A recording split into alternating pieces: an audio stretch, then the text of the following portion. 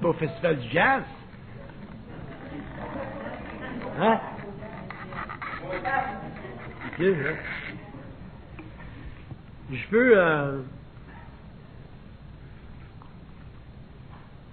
Je voudrais vous expliquer les mécanismes de la crainte. Ça vous intéresse, la crainte? C'est intéressant, ça, la crainte.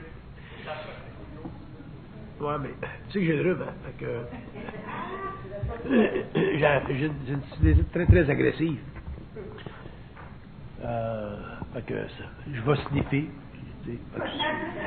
Fait que s'il y a trop de sniff, ben à ce moment-là, ben, vous les jetterez les cassettes.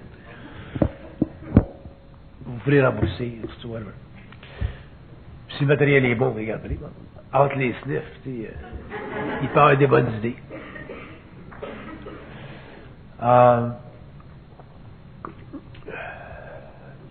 Pour comprendre la crainte réellement, pour la comprendre réellement, il faut réellement savoir que l'homme est un être multidimensionnel, c'est-à-dire qu'il est manipulé par les plans.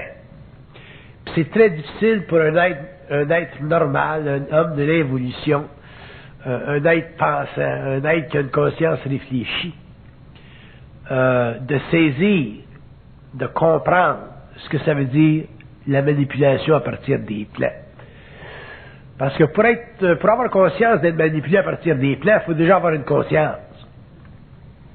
Si on n'a pas de conscience, si on n'est pas conscient, on n'a pas tellement conscience des plans, parce que le jeu de la vie, le jeu de la conscience psychologique, le jeu de l'ego, la structure du moi, désinforme constamment l'homme en ce qui concerne sa relation avec l'invisible.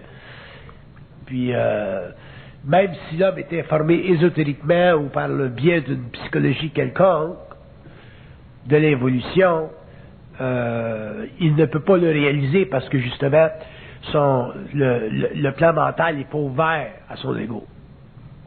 Puis quand le plan mental n'est pas ouvert à l'ego, ben l'homme ne peut pas s'engager télépathiquement avec les plans et ne pouvant pas le faire, peut difficilement découvrir les assises de sa conscience. Donc, lorsqu'il s'agit pour lui de vivre la crainte, il la vit comme tous les autres aspects de sa conscience psychologique. Il la vit d'une manière qui est totalement subjective et qu'il ne peut pas évaluer de manière objective. Quand je dis que l'homme est un être multidimensionnel, je dis que l'homme est un être manipulé. Et la manipulation de l'homme sur la Terre est à grande échelle, à très très grande échelle. Et les paramètres de cette manipulation-là sont à la mesure de chaque individu. Il y a des êtres qui sont plus manipulés que d'autres, mais l'homme est manipulé. Même les hommes les plus conscients sont manipulés à partir des plans, parce que ça fait partie de la relation entre l'âme, l'invisible et le plan matériel de l'incarnation. Un être qui ne serait pas en relation avec les plans ne pourra pas être manipulé, et conversement, un être qui est en relation avec les plans est automatiquement manipulé. Et c'est très dur pour un ego matériel, un ego matérialiste, un ego qui n'a pas conscience de l'occulte de la vie ou des structures psychiques du moi. C'est très difficile pour un ego de réellement comprendre, non pas dans un sens philosophique, mais dans un sens organique, vibrant, vibratoire, objectif, que la manipulation fait partie des structures invisibles de la vie et ça fait partie du grand super highway de la conscience humaine animale. Autrement dit, l'homme ne peut pas indéfiniment s'imaginer que l'Internet existe seulement sur le plan matériel. L'Internet existe sur le plan matériel et il existe aussi sur les autres plans. Autrement dit, la relation entre l'ego et les mondes invisibles est à une échelle d'ailleurs si vaste que si l'homme, avec son ego, en avait la moindre mesure, sans avoir été préparé pendant la vie, l'homme ne pourrait pas subir ce choc-là et il en vivrait sur le plan psychologique une déconfiture abominable et l'homme perdrait son esprit. C'est pour ça que l'ego est très très protégé sur la terre d'une conscience trop grande en ce qui concerne la manipulation des plans.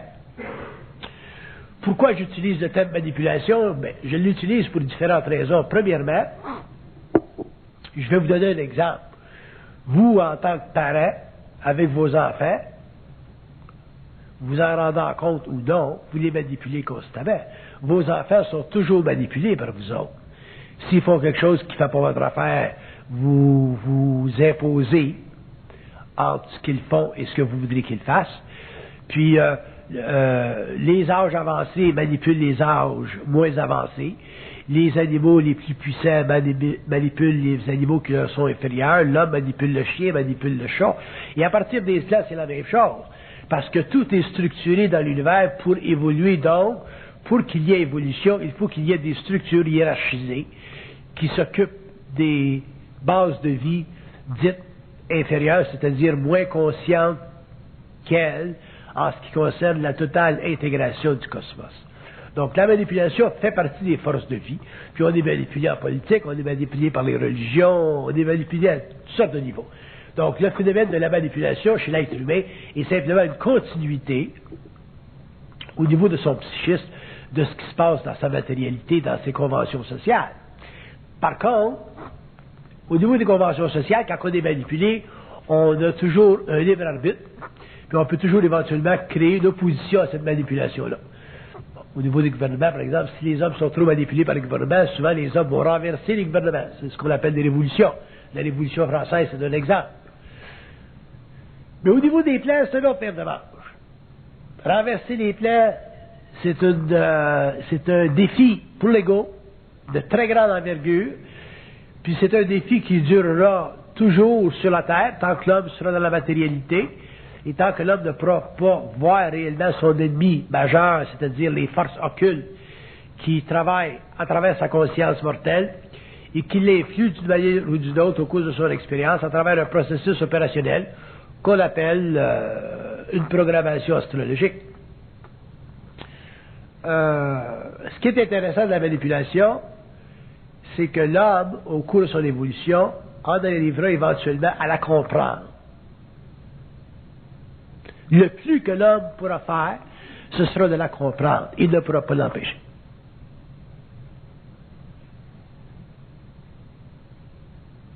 Un être humain qui pourrait empêcher la manipulation sur la Terre serait ce qu'on appelle un être parfait. Il aurait une voyance intégrale, il mettrait un arrêt instantané à sa programmation astrologique. Donc, il n'y aurait aucune raison de vivre sur la Terre. Il serait beaucoup trop intelligent des événements à tous les niveaux. Et il ne pourrait pas supporter l'existence matérielle qui serait pour lui extrêmement simpliste, extrêmement lente, et ainsi de suite. Donc, l'homme ne peut pas être sur la Terre dans un état de conscience non manipulé. Donc, l'homme est manipulé. Même les initiés sont manipulés.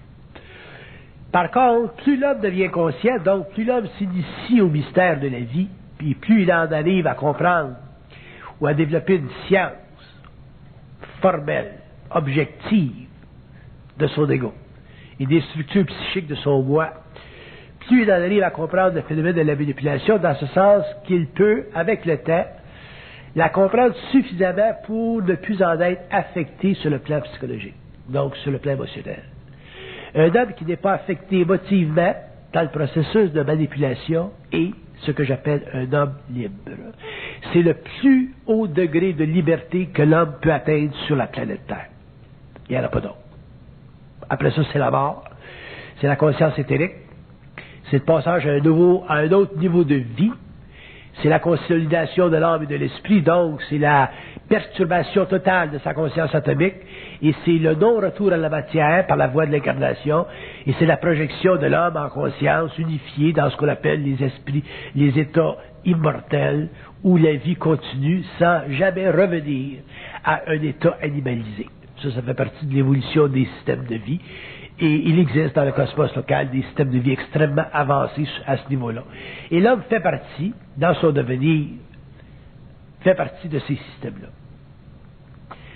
Par contre, tant qu'il est sur le plan matériel, il est obligé de se contenter d'un mode de vie qui ne répond pas toujours de ses désirs. Autrement dit, l'homme ne peut pas sur la terre faire ce qu'il veut. Dans ses plus grands exploits, il est poussé par une destinée, et dans ses plus petits exploits, il est aussi victime de sa destinée. Pourquoi? Parce que la manipulation de ces corps subtils à partir du plan mental est extrêmement avancée. Elle est suffisamment avancée pour avoir donné l'essence à ce qu'on appelle la pensée. La pensée humaine sur la Terre est un processus de manipulation. C'est un processus de construction astrale ou mentale qui date de très très longtemps et qui s'affiche dans la conscience humaine comme ce qu'on appelle le moi, l'ego, ou la conscience personnelle que vous avez de vous-même. Et cette structure psychique-là, qui est très développée chez l'homme d'aujourd'hui, demeure encore voilée, c'est-à-dire que l'homme sur la Terre, l'homme, quand je parle de l'homme sur la Terre, je parle de l'homme en général, de l'homme endormi, de l'homme qui n'est pas éveillé, demeure pour lui un phénomène qui n'est même pas encore reconnu. De la même façon que on n'aurait pas reconnu l'Internet il y a 50 ans, mais au niveau de la conscience supramentale, c'est la même chose. Au niveau des structures psychiques du moi, toute cette psychologie n'est pas encore reconnue et elle le sera graduellement, petit à petit, au cours des siècles, au fur et à mesure où les hommes prendront conscience de leur moi. Et ça, c'est un processus très long, c'est un processus d'évolution, et c'est inutile de le regarder sur une base mondiale ou sur une base universelle. Vous pouvez le regarder simplement sur une base personnelle. D'ailleurs, le regarder sur une base mondiale ou universelle, c'est absolument une perte de temps parce qu'un homme qui a déjà conscience à ce niveau-là ne peut plus appartenir psychologiquement aux conventions sociales, aux conventions qui structurent la conscience collective de l'humanité. Autrement dit, l'homme ne peut plus se comporter dans un sens psychologique évolutif. Les psychologies ne lui conviennent plus. La manière de penser des sociétés ne lui conviennent plus, ainsi de suite. Pour en revenir à la crainte. La crainte sur le plan occulte, quand on le regarde à partir du plan occulte, est l'ultime instrument utilisé par les plans pour empoisonner l'homme, l'ego, et l'amener avec le temps à réaliser qu'il est victime de manipulation. Donc, avant que les hommes sur la Terre en arrivent à réaliser ceci, ça va être long, mais l'homme qui prend conscience peut en arriver à le réaliser, c'est-à-dire qu'il peut prendre conscience de la manipulation de son ego au niveau de la crainte, et au cours des années, au fur et à mesure où son évolution, sa structure se développe, il peut en arriver à comprendre suffisamment la manipulation de la crainte pour ne plus en être victime avec autant de caractéristiques négatives que ce qu'il a connu par le passé. Pour ne pas être victime de la crainte, il faut être extrêmement intelligent. Quand je dis intelligent, je ne veux pas dire dans le sens intellectuel. Je veux dire très très intelligent des plans, très intelligent des lois occultes du mental, très conscient de la présence en soi. Parce qu'un homme qui n'a pas conscience de la présence en lui-même, donc qui n'est pas conscient d'être habité par un esprit à un niveau ou à un autre, ne peut pas comprendre parfaitement la crainte, puisque cette derrière sera toujours furtive, dans ce sens qu'il verra jamais, il ne fera jamais la connexion entre la manipulation astrale de son ego ou la manipulation énergétique de son corps éthérique à partir des plans. Et s'il n'a pas conscience de ceci, bien, c'est évident qu'il ne pourra jamais en arriver à comprendre la crainte d'une manière anatomisée. Il n'aura jamais conscience anatomique de la crainte.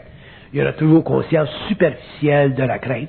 Et cette crainte-là, cette conscience superficielle-là, fera partie des constats de son ego au cours de son expérience. Et il ne pourra jamais en arriver à s'en libérer dans le sens créatif du terme.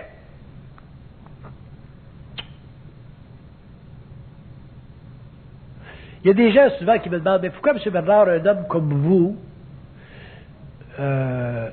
est encore manipulé? Il y a des gens qui sont très, très perturbés par mon expérience.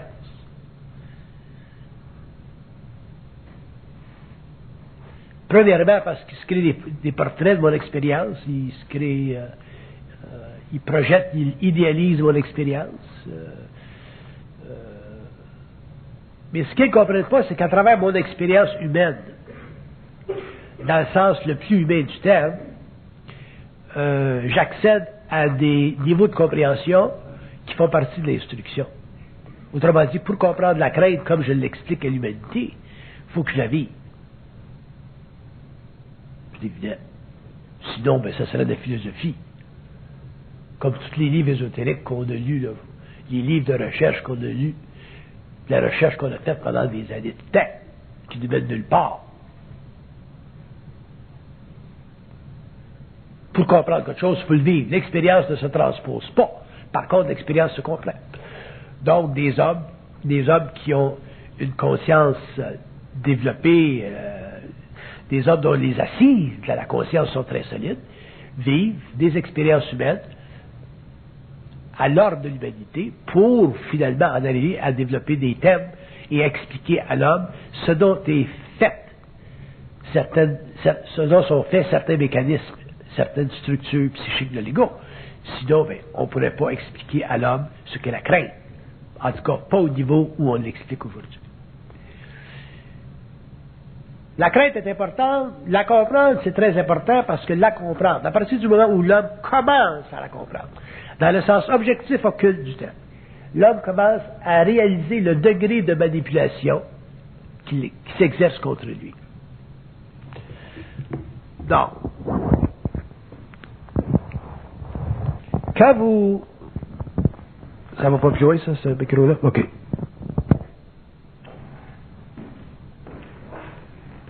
Quand vous commencez à comprendre la crainte, vous commencez à avoir un degré,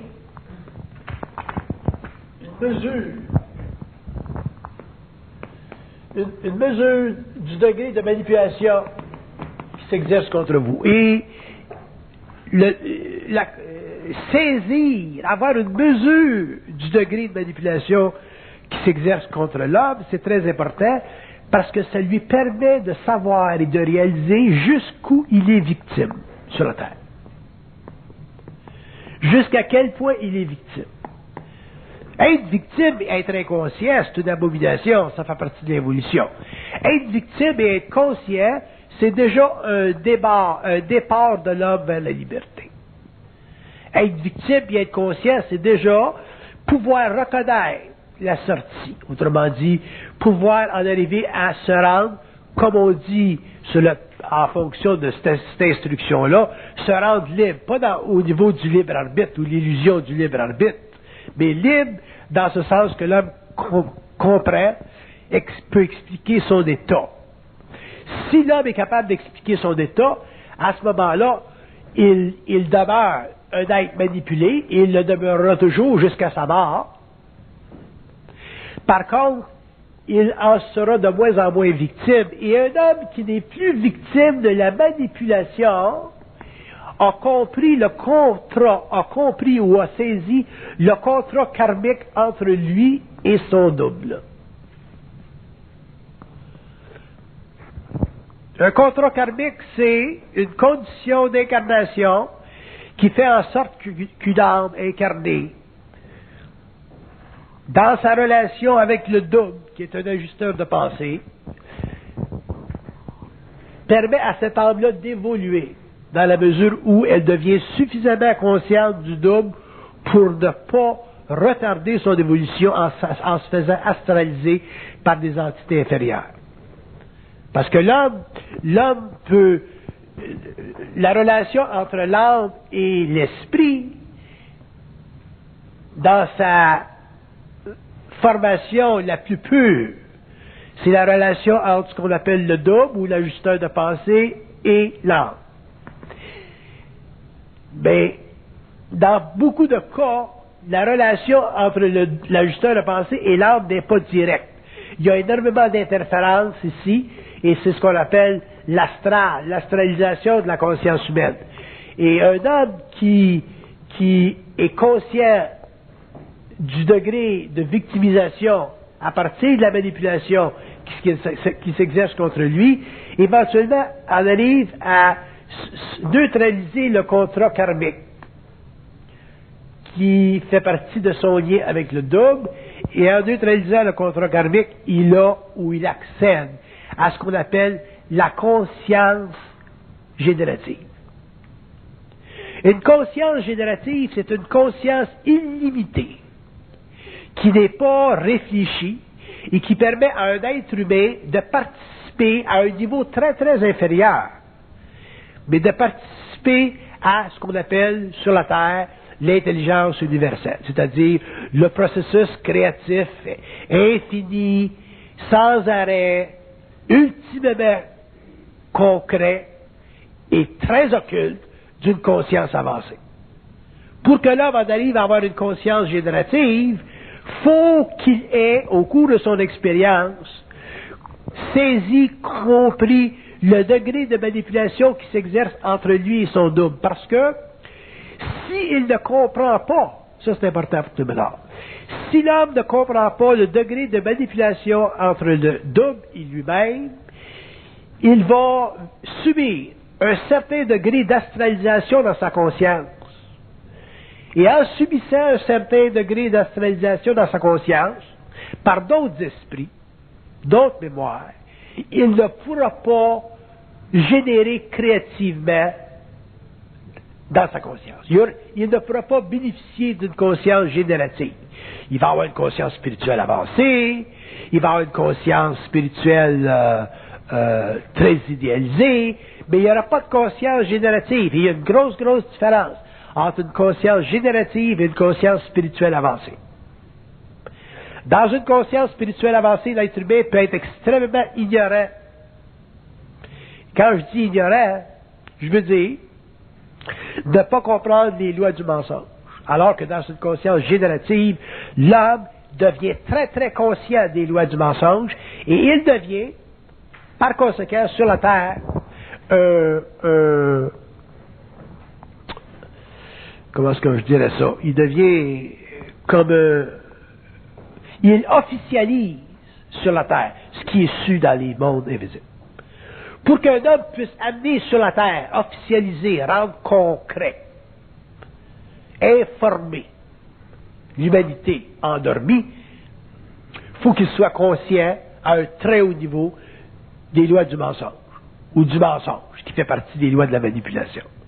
Faut qu'il soit arrivé à un degré où il est presque plus victime de la manipulation.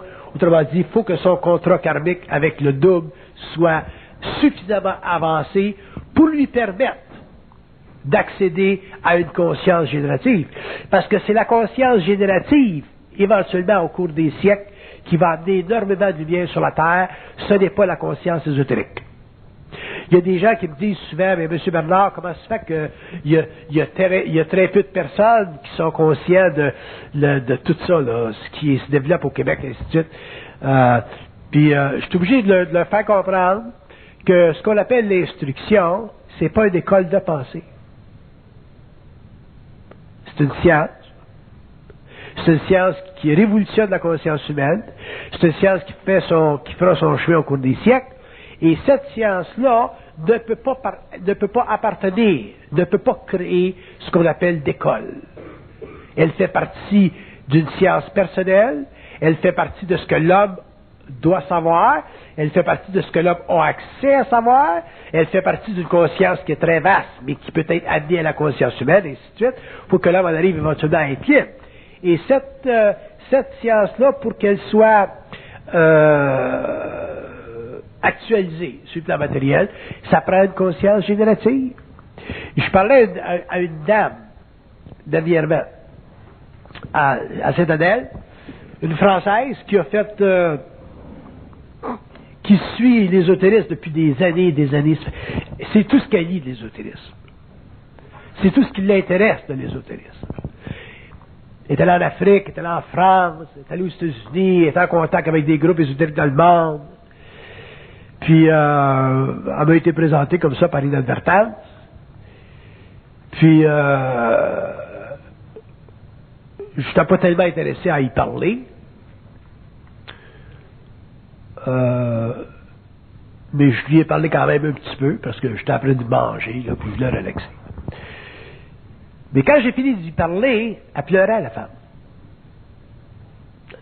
Elle pleurait. Elle était toute triste. Puis la raison pour laquelle elle était triste, c'est parce que la bonne femme, comme plusieurs hommes sur la terre, fait des recherches pour le développement du moi, pour le développement du soi, pour le développement de ci, pour le développement de ça, depuis des années de temps. Puis les gens sont en développement, puis ils se promènent, puis ils vont en France, puis ils vont aux États-Unis, ils vont aux Indes, ils vont en Afrique. Puis finalement, quand ils me rencontrent, c'est fini. Il n'y a plus de développement. Fait que le bonhomme qui fait partie des Roscoe en France, puis qui vient me voir, puis qui s'aperçoit qu'il a travaillé pendant des années de temps pour se développer, puis qui s'est développé pour rien, c'est plate. Pourquoi? Parce que, éventuellement, l'homme va réaliser que la conscience générative, ce n'est pas de la conscience psychologique. L'évolution n'a rien à voir avec le passé, la mémoire. L'ésotérisme, ça fait partie de l'expérience de l'âme, ça fait partie de l'ego réfléchi, ça fait partie de la recherche de l'ego qui pense.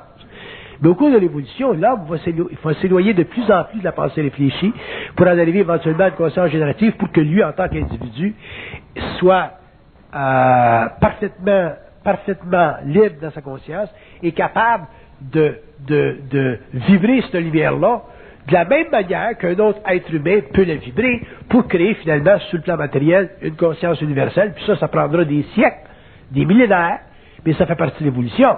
Donc ce n'est pas le résultat d'un travail personnel. C'est simplement le résultat d'une souffrance personnelle. Je suis allé de voir du monde spirituel, là. Je suis pas capable de les sentir. Ils sont faits. C'est évident qu'ils sont faits. Le point n'est pas là. Mais ils ne comprennent rien parce qu'ils sont spirituels. Puis ça fait 20 ans qu'ils veulent comprendre. Ils font pitié. Le monde spirituel dans le monde, ils font pitié. Ils font tellement pitié que quand ils rencontrent, puis qu'ils vivent un choc de réalisation qui peut se faire à l'intérieur de quelques secondes, que toutes leurs illusions spirituelles tombent à terre là, comme un château de cartes. Ils font tellement pitié que tu ne veux pas trop leur parler.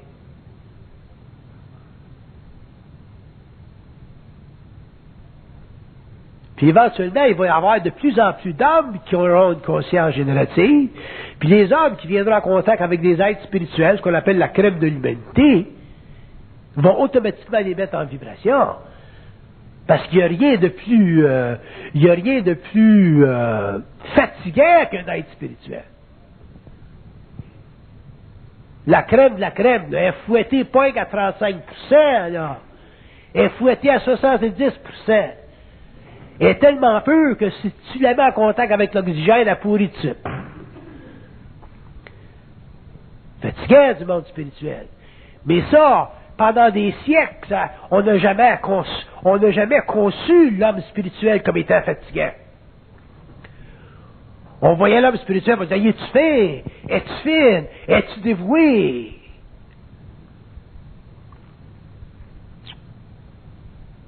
Elle fait de la recherche depuis 40 ans. Pour arriver au bout de 40 ans, à rencontrer du monde qui mettent le battre à terre dans 2 minutes. Fait que la conscience générative, c'est très fort. Pourquoi? Et ça sera très fort. D'ailleurs, ça fera partie de la puissance créatrice de l'homme. C'est à partir de ce plan-là que l'homme sera réellement créateur. Et elle sera très grande, la conscience générative. Pourquoi? Parce qu'elle sera le résultat d'avoir réalisé le phénomène du mensonge astral qui colore la conscience humaine. Tu t'es fait prendre, hein, ça fait depuis quelque temps? J'espère que tu vas le comprendre une fois pour toutes. Ça fait longtemps que j'en parle, puis que je te le dis, puis que je te le dis, puis que je te le dis, puis que je te le dis. Puis c'est pas facile de voir à travers ça. Pourquoi? Parce que on n'a pas compris les hommes sur la terre, encore. que les forces invisibles, les esprits, le monde des esprits, toute cette crise de gang-là, qui n'ont pas de corps physique, ils ont une job à faire. Il y en a un qu'une. Puis je vais vous l'expliquer pourquoi. C'est de nous faire chier ici. D'une manière ou d'une autre. Leur job, c'est de nous faire chier sur le plan matériel. Sinon, on ne sera pas ici. Le fameux, le contrat karmique avec l'ajusteur de pensée, il n'y en aura pas si ce n'était pas comme ça. Pourquoi est-ce que l'homme évolue et vient en matière? Il faut en arriver à comprendre ça pour que finalement il y ait un équilibre entre les plans invisibles, les plans universels, le plan astral, le plan mental et l'être humain incarné, ou l'âme incarnée. Il faut qu'il y ait un équilibre un jour. L'équilibre, ça donnera naissance à une nouvelle humanité. À un homme réellement, à un surhomme, à un homme qui aura dépassé les conditions existentielles de l'incarnation. Mais pour que l'homme en arrive là un jour, il va falloir qu'il comprenne que les conditions de son évolution, les conditions qui ont été nécessaires pour la création de sa civilisation, sur le plan historique, c'était des conditions évolutives nécessaires, mais limitées. Et que les conditions futures de l'évolution, sur le plan de la conscience individuelle, demanderont que l'homme renverse ce qui a été créé pendant l'évolution au niveau des systèmes de pensée qui ont servi à la configuration des architectures de ce qu'on appelle la science ésotérique. Un homme qui ne comprend pas ça, il est fait à l'os, il ne pourra jamais intégrer son énergie. Il va évoluer spirituellement, il va mourir, retourner à l'astral, recontacter l'homme ici, puis continuer lui-même à se faire chier. C'est un cercle vicieux. Et les hommes ne sont pas psychiquement équipés, pour le moment, pour traiter avec les esprits, voir la game, la comprendre la game, les tester, ces calices-là, parce que l'homme est marqué à sa naissance. Et il est marqué par ce qu'on appelle la crainte. Vous allez dire, il est marqué de quoi? Comment est-ce qu'il est marqué? Qu'est-ce qu'il sait qui fait sa marque? Ce qui fait sa marque, c'est qu'il n'a pas accès à l'avenir. Si vous aviez accès à l'avenir, si ton mari meurt demain matin, puis tu sais que dans 3 semaines, tu vas marier Bill Gates, tu n'auras pas de problème, tu seras content qu'il meure, le calice, puis tu vas en avoir un autre.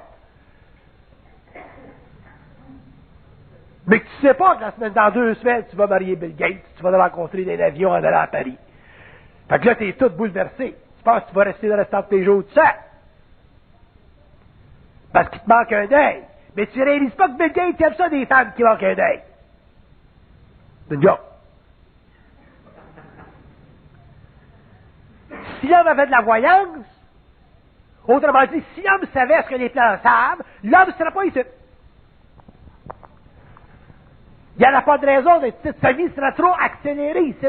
Il n'y en a pas de souffrance ici.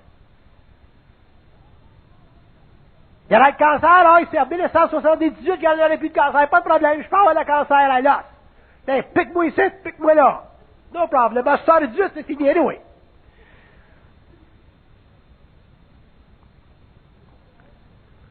Le médecin dit, ah ouais, tu commences à faire que tu sais ça, en 78, ça va être fini. Je te dis qu'en 78, ça va être fini. Pique-moi ici, pique-moi là. Mes cheveux vont repousser. Même la chimo, pas de problème. En 78, no problem. Il va y avoir une nouvelle science en 78, no problem. Mais l'homme ne sait pas ça. L'homme ne connaît pas l'avenir.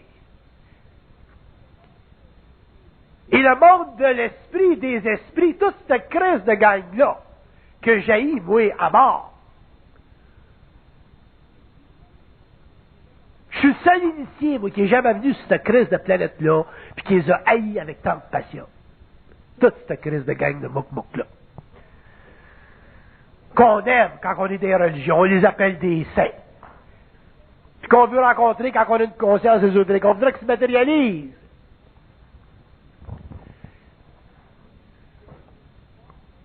Puis on ne réalise pas, puis on ne comprend pas que ça fait partie du grand mystère humain. Pourquoi est-ce qu'on n'a jamais rien compris? Pourquoi sur la Terre on n'a jamais compris d'où ce qu'on vient, d'où ce qu'on est, d'où ce qu'on s'en va? Pourquoi est-ce qu'on a toujours eu des questions dans le mental? Pourquoi est-ce qu'on a toujours eu des questions fondamentales? On a toujours eu des questions fondamentales parce qu'on n'a jamais été capable de se donner des réponses absolues. On s'est donné des réponses que les jésuites nous ont données, que les théologiens nous ont données, que les ésotéristes nous ont données. Bon, on ne s'est jamais donné les réponses que nous autres, on savait. Les réponses auxquelles on avait accès, nous autres, par notre propre puissance personnelle individualisée. Pourquoi? Parce qu'on n'a jamais compris les lois de la manipulation. On n'a jamais compris que l'ego qui parle, il est fait à l'os tout de suite. Que le gène de la crainte, il est intégré dans les mécanismes de la pensée. Et à partir du moment où l'homme a commencé à penser, l'homme a commencé à vivre la crainte, à la civiliser la crainte, à la développer à des niveaux tellement complexes qu'elles font aujourd'hui partie de nos théologies, de nos systèmes de pensée, puis de nos façons de vivre. Regardez les guerres. Regardez Israël, regardez les Arabes, regardez l'Iran, regardez toutes les guerres, regardez Kosovo, regardez les Albanais contre les Serbes. Les crises de religion sont toujours là-dedans. Les religions, c'est la poison de l'humanité, mais c'est un poison nécessaire, car pendant l'évolution, l'homme ne pouvait pas penser par lui-même. Il faudra que quelqu'un pense pour lui. Mais à partir du moment où l'homme commence à évoluer, les religions vont prendre la barre sur le plan personnel, mais ils vont continuer sur le plan collectif. Parce que l'homme va avoir réalisé que la manipulation de son mental est directement liée à la crainte, et que la crainte est endémique chez lui, et que la crainte fait partie des lois occultes qui asservissent l'âme au profit de l'esprit. Fait que quand l'âme ne sera plus asservie au profit de l'esprit, l'ego ne sera plus asservi au profit de sa pensée, l'ego n'étant plus asservi au profit de sa pensée, l'homme ne sera plus victime existentielle sur la terre. Donc, il sera en puissance, pourra graduellement renverser les lois vibratoires de son incarnation, de sa programmation, et pourra finalement reprendre le contrôle de son existence jusqu'à temps qu'il crisse son cœur de cette crise de planète maudite-là.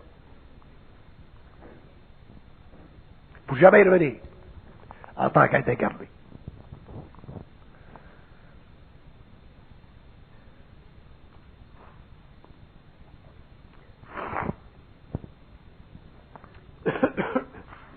Mais comprendre que la crainte et la pensée vont ensemble, c'est pas évident. Puis je vais vous dire pourquoi c'est pas évident. Parce qu'on souffre pas de la présence. Et là, on ne sait pas trop. Fait que la crainte, pour nous autres, c'est bien plus un mécanisme psychologique qu'une manipulation dirigée. La crainte pour l'homme, c'est plus une manifestation psychologique qu'une manipulation dirigée. Quand l'homme vivra la crainte comme une manipulation dirigée, l'homme ne la vivra plus de la même façon, l'homme la comprendra, pourra commencer à ne plus être victime de sa programmation, pourra commencer finalement à se libérer de son contrat karmique avec le double, et finalement, il commencera à développer une conscience générative. Pourquoi est-ce que vous vous cherchez tout le temps? Pourquoi est-ce que l'homme se cherche? Parce qu'il n'y a pas de conscience générative. Un homme qui a une conscience générative, il ne cherche pas. C'est une abomination, chercher. C'est une contradiction en termes, se chercher.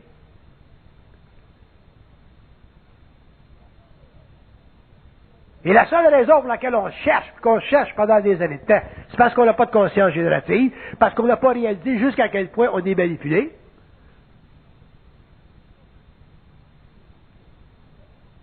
Puis, le savoir, parce que maintenant on en parle depuis 1969, puis le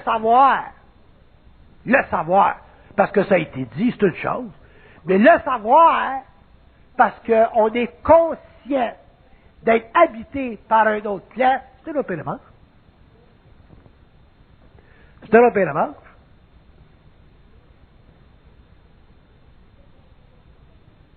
C'est pour ça que l'homme n'a pas de conscience générative. Puis pensez-vous que moi, en tant qu'initié, je vais avoir le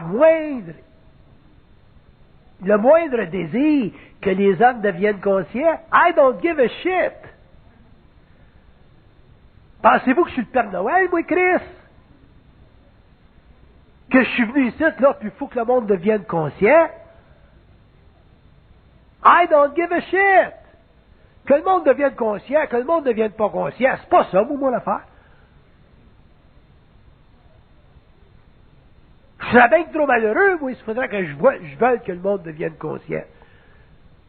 Je suis pas un témoin de Jéhovah, moi, câlisse. I don't give a shit. Parce que je suis trop conscient du temps que ça prend pour développer une conscience générative. J'appartiens pas à la 6e race racine, moi, là. J'appartiens pas à la 5e race racine non plus. Je suis pas intéressé, moi, à l'évolution de la 5e race racine. Je suis pas intéressé au développement de la 6e non plus. Ça fait partie de l'évolution. On n'a rien à faire. L'homme va évoluer, oui. Par contre, il y a des choses qu'on doit savoir. Donc, il y a des écritures qui doivent être faites. Il y a des expressions qui doivent être vocalisées. Il y a des mémoires qui doivent être établies pour que, un jour, quand tu n'es plus là, ben, au moins, cette mémoire-là reste avec l'homme. Et sur l'Internet. Tu veux savoir où est-ce qu'il est Bernard de Montréal, ben, paye sur le piton, puis il y aura des livres sur l'Internet. Tant que l'Internet va durer, Bernard de Montréal va durer. Donc au moins, la mémoire va être là. Pour les gens qui auront une certaine conscience, puis qui seront arrivés à un point dans la vie où ils auront réalisé que c'est le temps, là, de débarquer du train de l'évolution.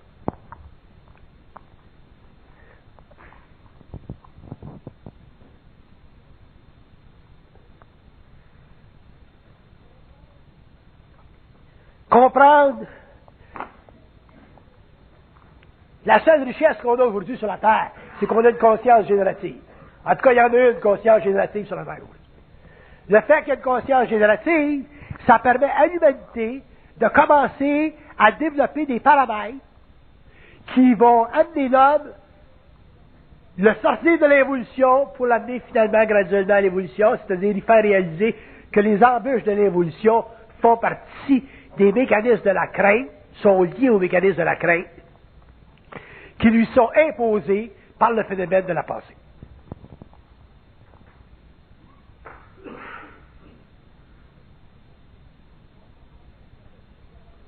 Puis tant que la pensée ne sera pas suffisamment développée chez l'âme, qu'elle ne sera pas suffisamment libérée de son cachet astral, la pensée ne sera pas télépathique, la pensée ne sera pas bidirectionnelle, l'homme ne sera pas en contact ou en communication avec le double, et ne pouvant pas être en communication objective avec le double, l'homme ne pourra pas le contester, cet enfant de chaise-là.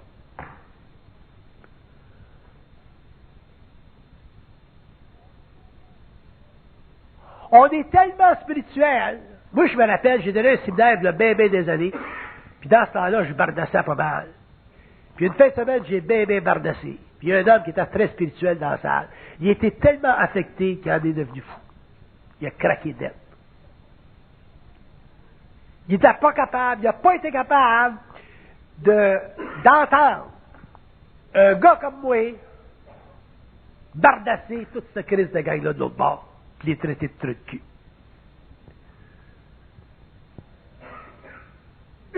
Ça va loin en spiritualité. Ça va jusque dans la vibration en spiritualité. Puis on s'en débarrasse pas facilement. C'est pour ça qu'on n'a pas de conscience générative, puis c'est pour ça qu'on est très, très affligé par la crainte, et que la crainte demeure toujours un de nos grands consciences. Puis même quand vous pensez que vous n'avez pas de crainte, que vous êtes bien tough, laissez-moi vous dire, venez passer un petit peu de temps avec moi tout seul, puis je vais vous montrer que vous n'avez de la crainte. Puis je suis capable de vous en créer de la crainte. Parce que la crainte fait partie des conventions occultes de l'incarnation, ça fait partie de la manipulation du monde des esprits, et si l'homme n'avait aucune crainte sur la terre, l'homme ne serait pas dans un corps matériel.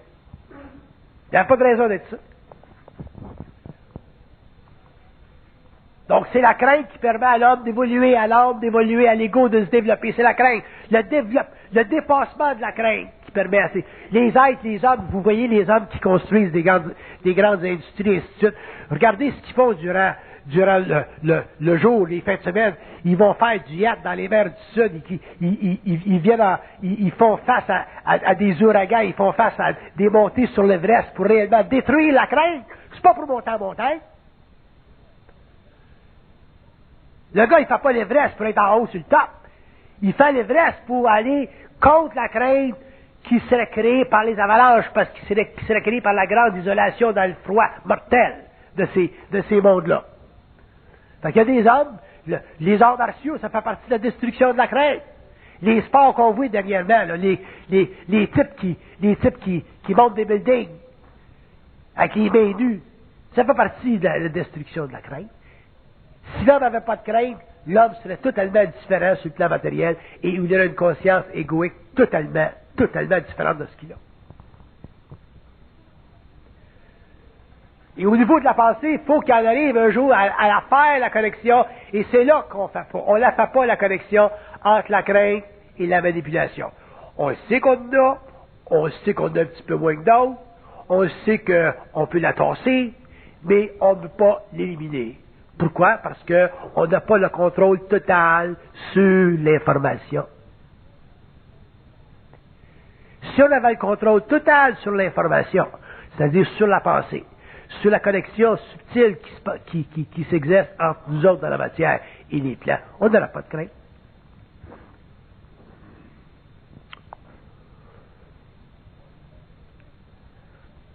Donc la crainte est occulte. Il va falloir un jour que l'homme réalise qu'elle est occulte. Subséquemment, elle est psychologique. Mais à son origine, elle est occulte.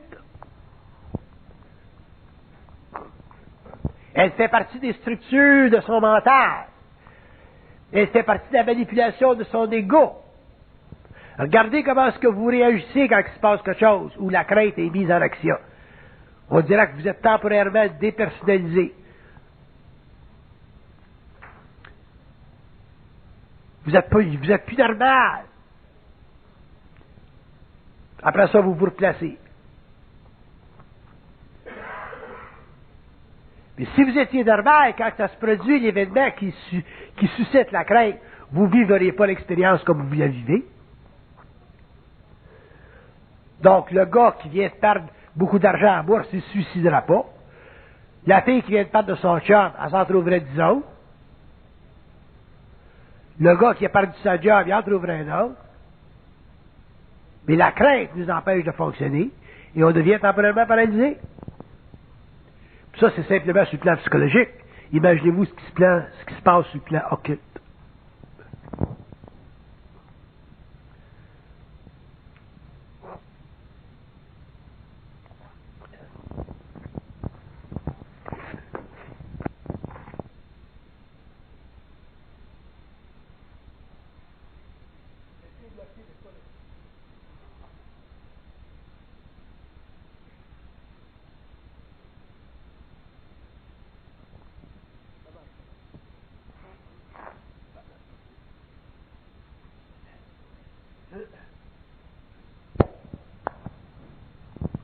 Il y a une autre chose concernant la crainte. Savez-vous pourquoi c'est extraordinaire la conscience générative? Parce que c'est totalement invisible. Un homme, il peut avoir un homme sur une planète qui a une conscience générative, il pourra créer assez de changements au cours de l'évolution, il pourra créer plus de changements qu'une civilisation est capable de créer de changements. Pourquoi? Parce que c'est totalement vital. Fait qu'imaginez-vous 2 hommes qui ont une conscience générative, 10 hommes qui ont une conscience générative. Une conscience générative, c'est exponentielle. Pourquoi? Parce qu'une conscience générative, ça n'appartient à rien.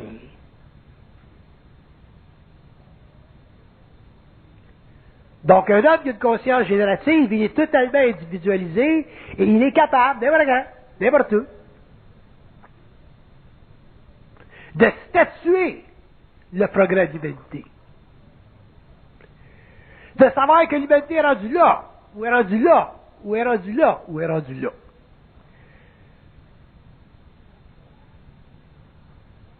Parce qu'il est capable de comprendre de manière absolue sa relation avec les plans.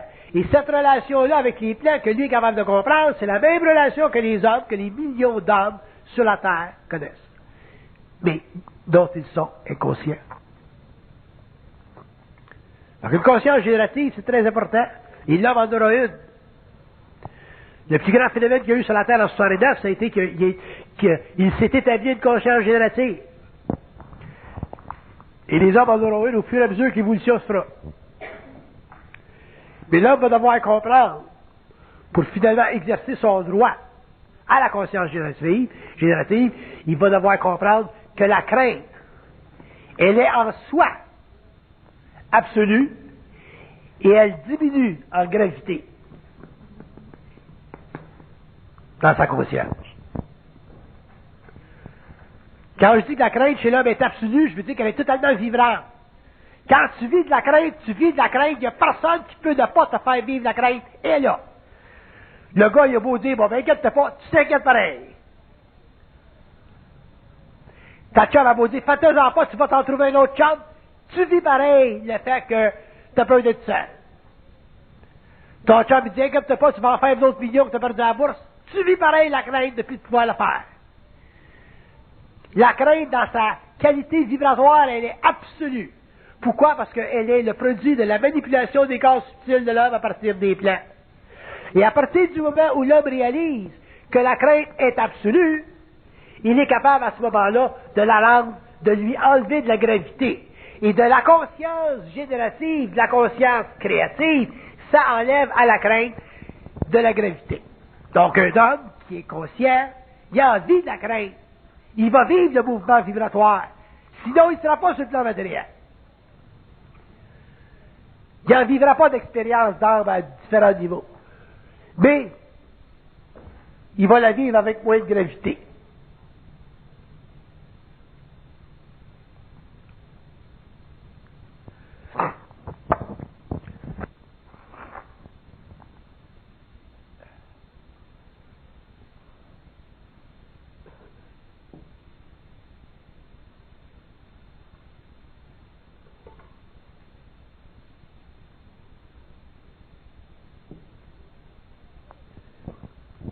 Il y a des gens qui vont dire, mais comment se fait lui, ce gars-là, on dirait qu'il n'y a pas de crainte.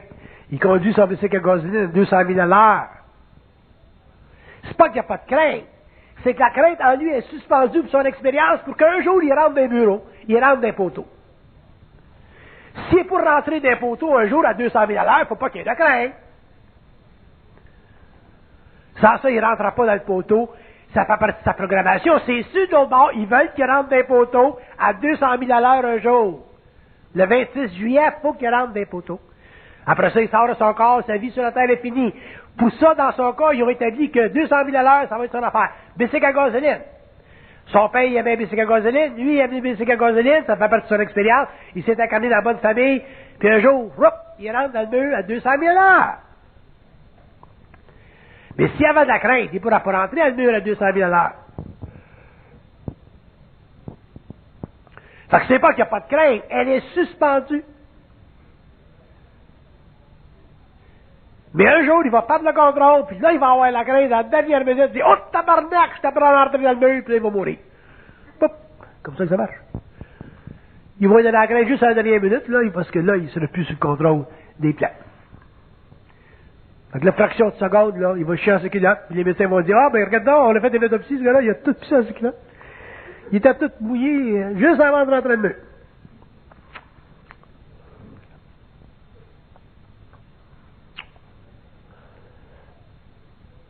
Et on ne réalise pas jusqu'à quel point la crainte peut être suspendue à partir des plans. Donc, autant qu'elle peut être donnée, elle peut être suspendue. Et ça fait partie de la manipulation.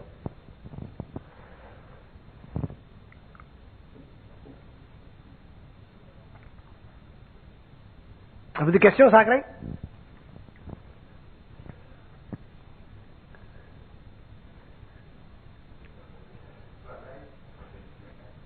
Protéger de quoi?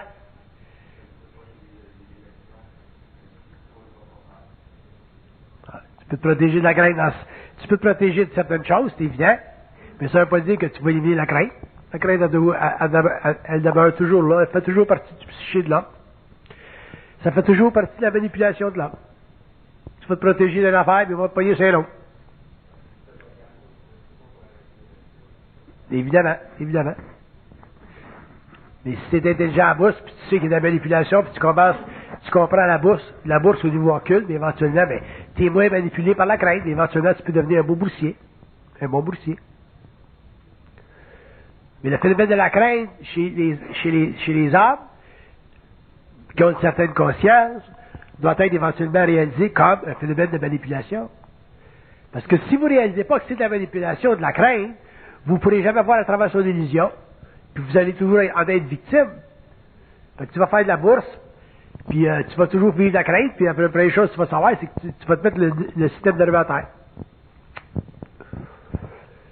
Il y a des gars qui font de la bourse depuis des années, puis ça, après un certain nombre d'années, c'est des washouts, ils sont plus capables d'en faire, ils sont brûlés, ils ont des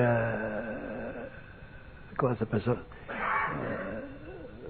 Des burn-out. La protection, ça existe dans la mesure où tu es conscient de la manipulation. La seule façon de te protéger contre la crainte, c'est de savoir que c'est de la manipulation.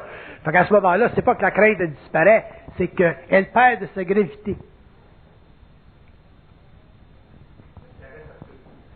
Elle demeure toujours absolue, mais elle perd de sa gravité, puis en perdant de sa gravité, le caractère absolu t'affecte moins, puis t'affecte moins, puis t'affecte moins, puis éventuellement, c'est ta conscience qui devient de plus en plus absolue sur elle. Fait qu'elle, en perdant son caractère vibratoire absolu, parce que elle est moins grave, tu lui as enlevé de la gravité, toi, ta conscience sur elle devient de plus en plus absolue, puis c'est ça être libre. Pour un être humain d'être libre, c'est techniquement avoir une conscience absolue sur les éléments existentiels de sa vie qui composent avec lui et qui lui permettent de vivre une expérience quelconque. C'est ça être libre.